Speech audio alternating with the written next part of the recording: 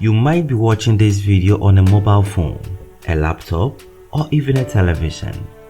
You might be playing some music through a high-pitched speaker, relaxing and enjoying your day. Some of you may have been endowed to own an electric vehicle from Tesla, General Motors, BMW, or maybe Volkswagen.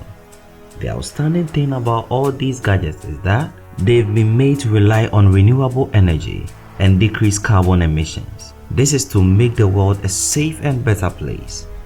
The brains behind these evolutions are our heroes, those who bring to the forefront of the minds of consumers a demonstration of each phase of product development.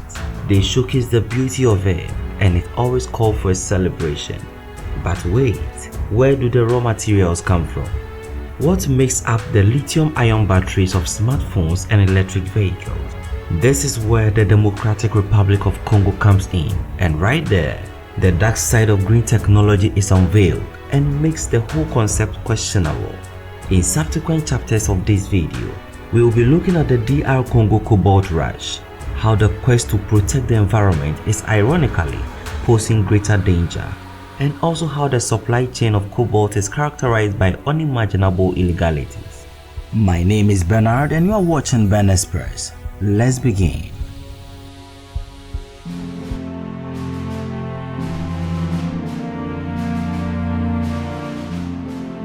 According to greentech.earth, green technology is a technology whose use is intended to mitigate or reverse the effects of human activities on the environment. Green technology is also known as clean technology, and it again refers to environmentally friendly products and processes aimed at reducing harm to the environment. While green technology has many benefits, including reducing greenhouse gas emissions, conserving resources, and improving public health, it also has a dark and evil side, which to a greater extent contradicts its core purpose. One element that plays a major role in the success of green technology evolution is cobalt. This is a key component in the production of lithium-ion batteries, which is widely used in the consumer electronics, electric vehicles, and renewable energy storage systems. In these batteries, cobalt is used in the cathode, which is responsible for storing and releasing energy. It is a critical component because of its high energy density, stability, and ability to recharge over many cycles. Due to the large production of lithium-ion batteries, the demand for cobalt has increased in recent years. This rush for cobalt didn't start yesterday. In fact, it began about a century ago. Let's look at a brief history of cobalt production in the Democratic Republic of Congo.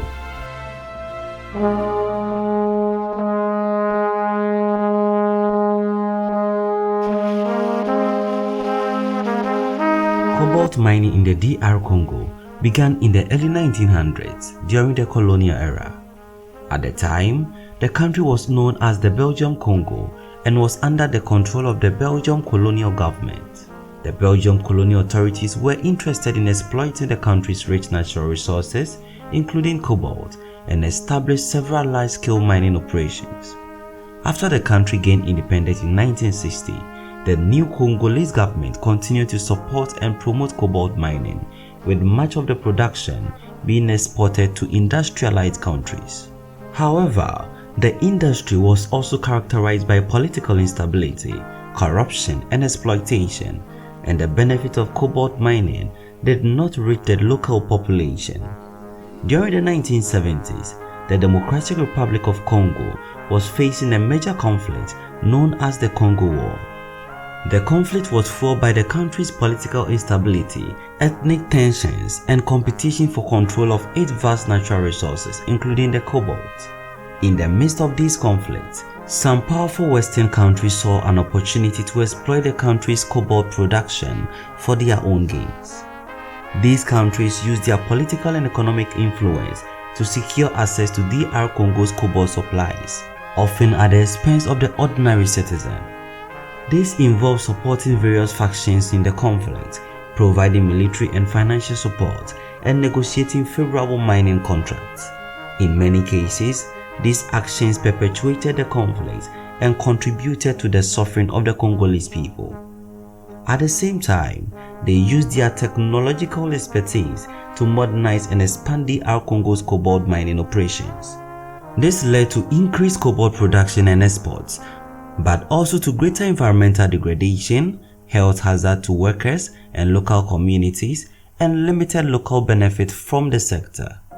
All these exploitations were before the mineral became highly demanded by big corporations.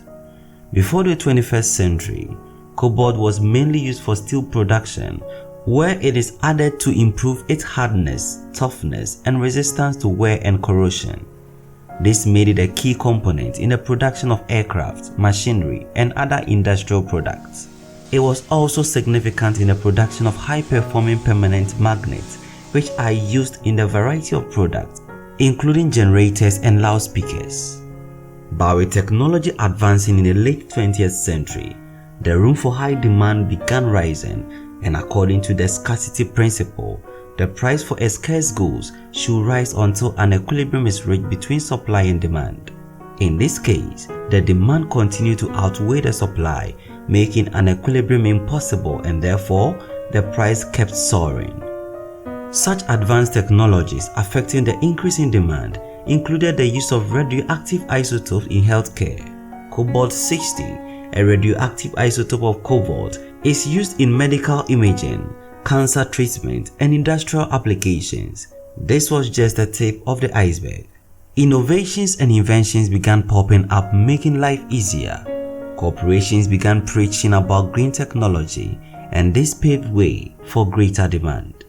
In the late 20th century, cobalt became a key component in the production of rechargeable lithium-ion batteries, which are used in a variety of applications, including laptops, smartphones, and electric vehicles. All these high-tech products were in the early stages and were now gradually being introduced to the market. Laptops and mobile phones have undergone a gradual transformation from 2007 to 2016. They grew to full production, demanding so much cobalt for its batteries. Around the same time, the electric vehicle industry began unveiling its outstanding achievement. The cost of early batteries of electric vehicles were very expensive, making the entire cost of the vehicle outrageous.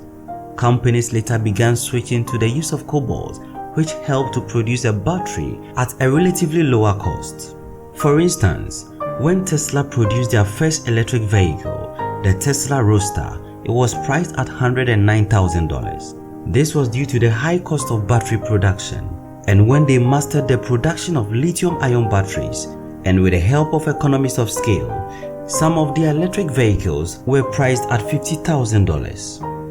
This and many factors led to an increase in demand and therefore increasing price of cobalt. The first significant rise of cobalt prices in the 21st century occurred in 2016 and 2017, when price increases were over 200% due to increased demand from the electric vehicle sector and supply chain disruptions. Since then, cobalt prices had remained high, with occasional fluctuations due to changes in demand and supply. The race to lead the green technology market was on, with companies like Tesla, Apple, Microsoft, General Motors, and many others showcasing their competitiveness. Their products were funded mostly from the United States, assembled in China, and distributed to the world. While the production chain was clearly visible, the supply chain wasn't of interest to many people. This is where an evil market was created. Many companies and investors took advantage and gained billions of dollars every year. This greedy and opaque market led to an increased case of child labor, conflict, and forced labor. This brings us to our next chapter.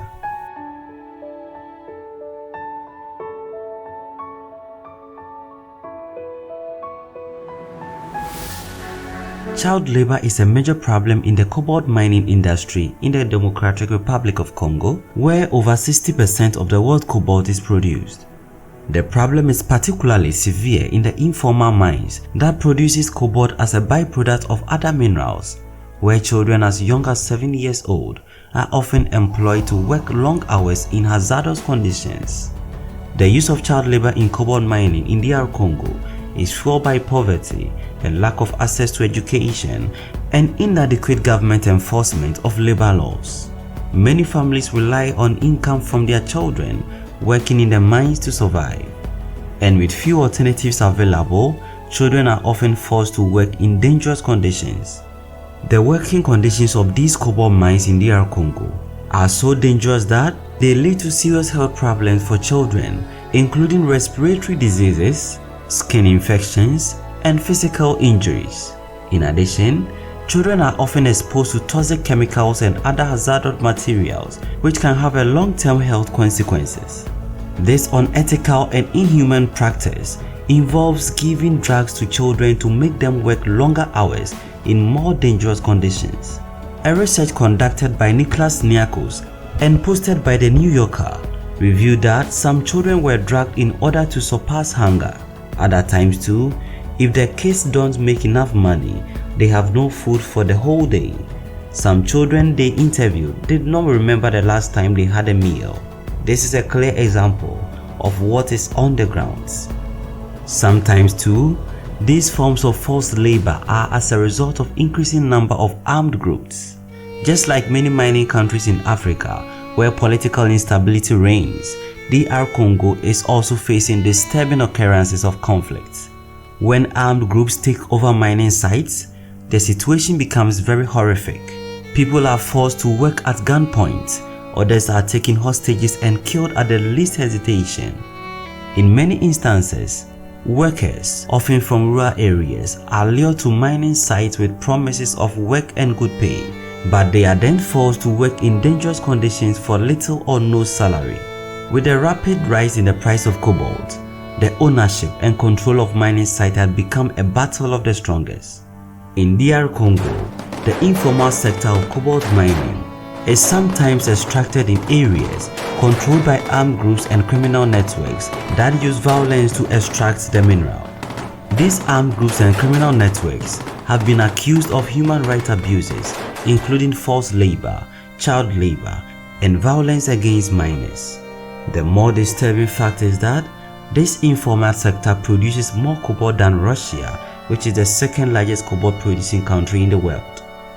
The disheartening problem here is that these inhuman mining practices are directly or indirectly part of the supply chain of highly prestigious tech companies.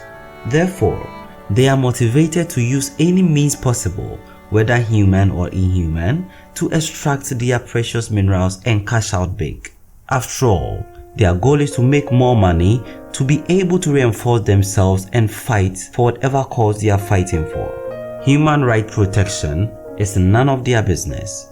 The conflict over cobalt has been fueled by the government's inability to take full control of mineral-rich areas, a weak rule of law, and a lack of economic opportunities for local communities.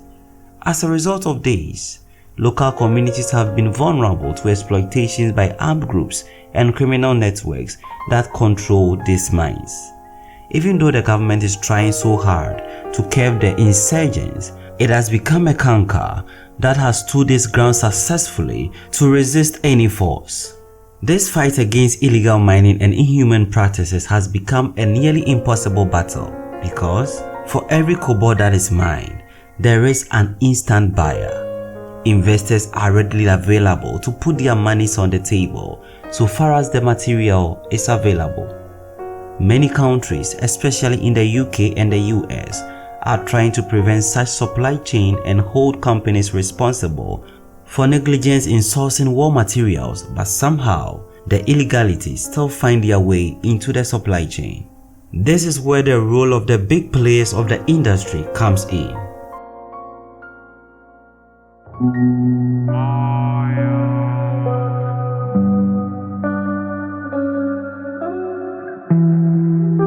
In recent times, electric vehicle and mobile phone companies have been accused of exploiting the DR Congo for its abundant cobalt reserves. Cobalt is a critical component of the production of the lithium-ion batteries, which for some time now had been the bedrock of success of electric vehicles and smartphones.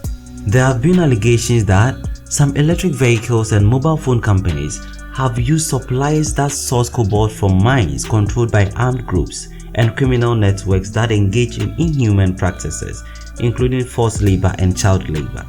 These companies have also been accused of not conducting proper due diligence on their supplies and not taking adequate measures to ensure that the cobalt they purchase is sourced from responsible and sustainable mines. In addition, there have been claims that some tech companies have taken advantage of weak government and lack of transparency in DR Congo to secure favorable prices of cobalt, often at the expense of the local community and its workers. This is what is popularly referred to as sourcing conflict materials. These concerns has led to legal actions being taken against big corporations that source cobalt from such vulnerable areas. In 2019, Apple, Google, Dell, Microsoft, and Tesla were named as defendants in a lawsuit filed in Washington, D.C. by human rights firm International Rights Advocates on behalf of 14 parents and children from the DR Congo. The lawsuit, which is the result of field research conducted by anti-slavery economist Siddharth Kara, accused the companies of aiding and abetting in the death and serious injury of children who they claim were working in cobalt mines in the supply chain. The families argued in their claim that their children were working illegally at mines owned by the UK mining company Glencore. The court papers allege that cobalt from Glencore-owned mines is sold to Unicor, a Brussels-based metal and mining trader, which then sell battery-grade cobalt to Apple, Google, Tesla, Microsoft, and Dell. Similar lawsuits have been filed in recent times, demonstrating how worse the working conditions of miners have been in these mining sites. Today, many tech companies have taken steps to ensure that their supply chain are free of conflict materials. These include conducting audits, implementing traceable systems, and working with suppliers to ensure that the minerals used in their products are ethically sourced. However, the danger is still out there, with illegalities increasing at the speed of light.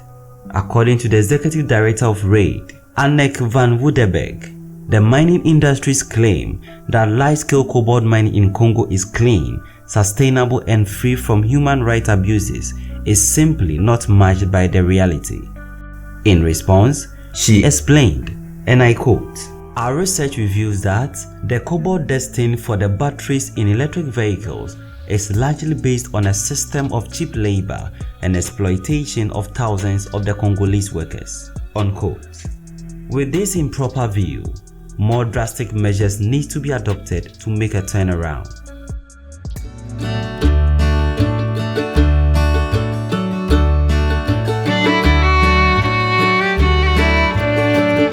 The world needs green technology to promote sustainable development and minimize the negative impact of human activities on the environment. The world must adopt green technology to reduce the use of non-renewable resources and decrease carbon emissions, which contribute to climate change. But while all these advances are being considered, the means to get there should not defeat the purpose of introducing these technologies in the first place. Children are being abused and forced to work beyond their capabilities. Armed groups are killing to hold possessions of mining sites. This is the wrong way to go. It is crucial to address these dangers and find a solution that balances the need for cobalt with the need to protect the rights of workers and environment. The world must act to ensure that the extraction of cobalt is done in a responsible and sustainable manner, so that future generations will be able to also enjoy the benefits of these vital minerals.